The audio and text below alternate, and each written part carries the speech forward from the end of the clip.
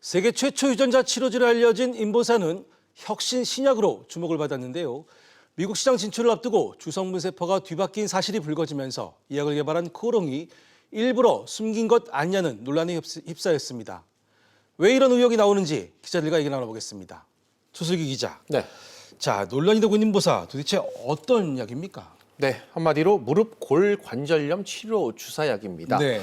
이 코롱에서 미래 먹거리 사업으로 지난 19년 동안 1,100억 원을 쏟아부어 만든 신약이자 국내 첫 유전자 세포 치료제입니다.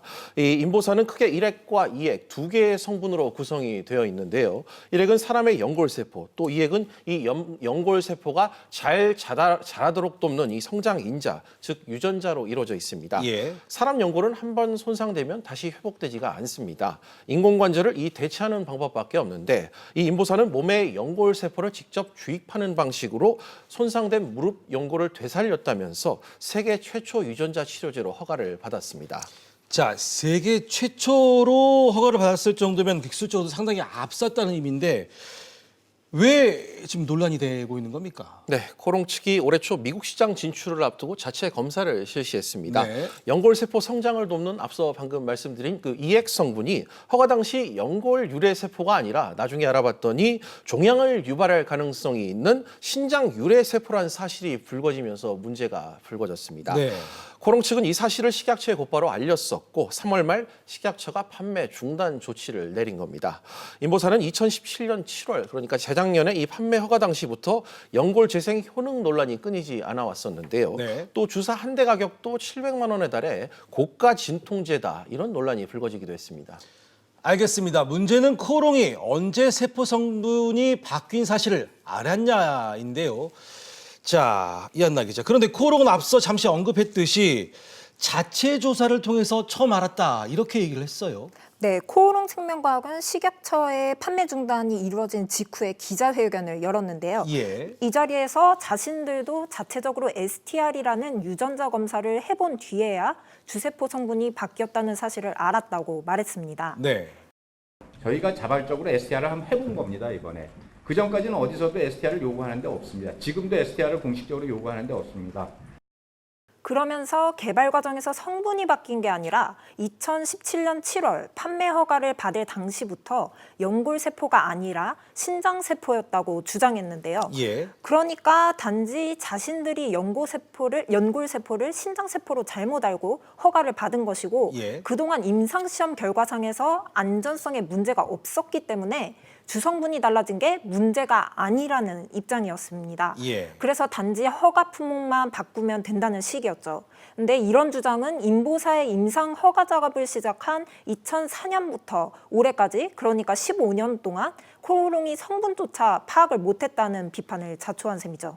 그렇군요. 자, 그런데 이렇게 당당하던 코오롱이 한 달 만에 이런 주장을 번복을 했습니다. 네, 이달 초였죠. 지난 3일 공시를 통해 말을 바꿨습니다. 네. 이 미국 위탁 생산업체인 이 론자라는 회사가 연골세포가 아닌 신장세포가 들어갔다. 이 같은 내용의 유전자 개통검사, 앞서 이한나 기자가 말씀한 이 STR 분석 결과를 2017년 3월에 이 코오롱 티슈진 측에 통보했다 이렇게 밝혔습니다. 결국 코오롱 생명과학이 신약 개발 미국 자회사인 이 코오롱 티슈진에서 인보사 성분이 바뀐 이 사실을 국내 판매 허가가 나기 4개월 전 시점에 이미 알았다 이렇게 볼 수 있는데요. 코오롱 측이 인보사의 이 주세포 성분이 뒤바뀐 사실을 고의로 은폐했다 이런 의혹을 사기 충분한 대목입니다. 그 코오롱 측 해명이 앞뒤가 안 맞는 것 같습니다. 자, 그럼 허가 전에 성분이 바뀐 사실을 그 식약처에 신고를 하지 않았는데 원래 반드시 신고를 해야 되는 거 아닙니까? 근데 왜 신고를 하지 않았을까요? 코오롱 측은 이 당시 미국 위탁 생산업체인 그 론자에서 STR 검사를 티슈진에 넘겼을 당시에 이 자료를 받은 현지 연구원이 단지 생산에 문제가 없다는 사실만을 확인했을 뿐이다. 인보사를 구성하는 세포 성분이 바뀐 것에 대해서는 언급이 없었다. 몰랐던 것 같아 이렇게 해명을 했습니다. 하지만 이 바이오계 안팎에서는 제가 방금 말씀드린 이 코오롱 측 주장을 좀 받아들이기 어렵다, 납득하기 쉽지 않다 이렇게 반응을 보이고 있는데요. 약의 주 성분을 그동안 몰랐던 것도 모자라서 이 성분이 바뀐 사실을 검사 결과를 통보를 받고도 그 의미를 파악하지 못한 건 더 큰 문제다 이렇게 지적을 하고 있습니다. 네, 글쎄요. 고의성이 없었다고는 하지만 충분히 의혹을 살만하네요.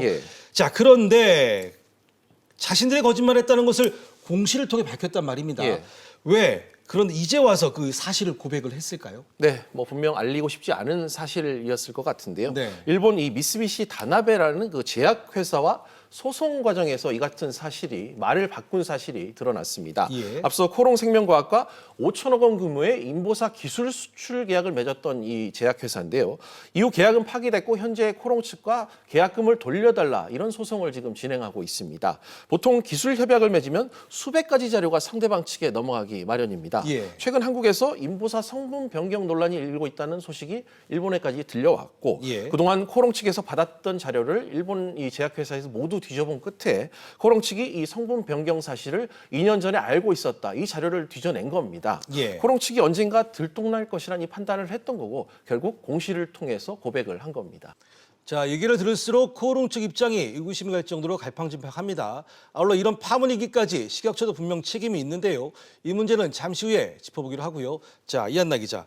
일단 이런 코오롱 측 행보에 대해서 식약처의 입장은 뭡니까? 네, 식약처는 주성분 세포가 바뀐 경위에 대해서 파악하는 것에 대해서 주력하고 있는데요. 네. 지금 코오롱 측에 5월 14일까지 그 과정을 설명할 수 있는 근거 자료를 제출하라고 요구한 상태입니다. 네. 또 5월 20일 인보사를 개발한 미국 코오롱 티슈진, 세포은행 등의 현지 실사를 통해서 철저하게 원인을 밝히겠다는 입장인데요. 네. 조사 결과를 토대로 코오롱에 대한 행정처분 등의 최종 조치를 내릴 예정이지만 사실 시간이 얼마나 걸릴지는 알 수 없는 상황입니다.